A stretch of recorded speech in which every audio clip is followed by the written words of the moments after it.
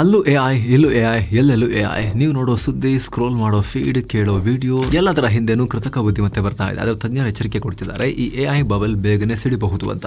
IMF ತನಕ ಇದನ್ನ ಹೇಳ್ತಾ ಇದ್ದಾರೆ. ಎಐ ಮಾರ್ಕೆಟ್ ಕುಸಿದ್ರೆ ಜಾಗತಿಕ ಆರ್ಥಿಕತೆನೇ ಬಿದ್ದು ಹೋಗಬಹುದು ಅಂತ. ಅಮೆರಿಕದ ಅರ್ಧ ಆರ್ಥಿಕತೆ ಈಗ ಎಐ ಮೇಲೆ ನಿಂತ್ಕೊಂಡಿದೆ. ಒಮ್ಮೆ ಬಬಲ್ ಸಿಡಿದ್ರೆ ಇತಿಹಾಸದಲ್ಲಿ ಅತಿ ದೊಡ್ಡ ಕ್ರಾಶ್ ಆಗೋ ಆತಂಕ ಇದೆ. Microsoft 10 billion, Amazon 4 billion, Google $2 billion ಹೂಡಿಕೆ ಮಾಡಿದ್ದಾರೆ. OpenAI CEO Sam Altman $1 trillion ಖರ್ಚು ಮಾಡ್ತೀವಿ ಅನ್ನೋ ಹೇಳಿಕೆ ಕೊಟ್ಟಿದ್ದಾರೆ. ಆದರೆ ಲಾಭ 0.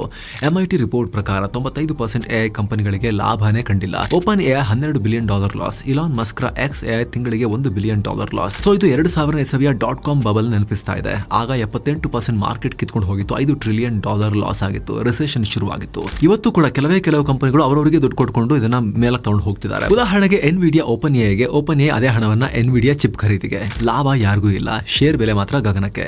ಆದ್ರೂ ಎಲ್ಲ ಎಐ ಕಂಪನಿಗಳು ಮಾಯ ಆಗಲ್ಲ. ಯಾರು ನಿಜವಾದ ಯುಟಿಲಿಟಿ ಕೊಡ್ತಾರೆ, ಎನ್ವಿಡಿಯಾ, ಗೂಗಲ್, ಅಮೆಜಾನ್, ಅವರು ಉಳ್ಕೊಳ್ಳಬಹುದು. ಉಳಿದ 90% ಹೊಸ ಎಐ ಕಂಪನಿಗಳು ಹೇಳ ಹೆಸರಿಲ್ಲದಂತೆ ಅಳಿಸಿ ಹೋಗಬಹುದು ಅನ್ನೋ ಆತಂಕವನ್ನ ತಜ್ಞರು ವ್ಯಕ್ತಪಡಿಸ್ತಾ ಇದ್ದಾರೆ. ಹಾಗೆ ಇದಕ್ಕೆ ಸಂಬಂಧಪಟ್ಟ ಸಂಪೂರ್ಣ ಮಾಹಿತಿಗಾಗಿ ಈ ರಿಲೇಟೆಡ್ ವಿಡಿಯೋವನ್ನ ಮಿಸ್ ಮಾಡದೆ ಚೆಕ್ ಮಾಡಿ.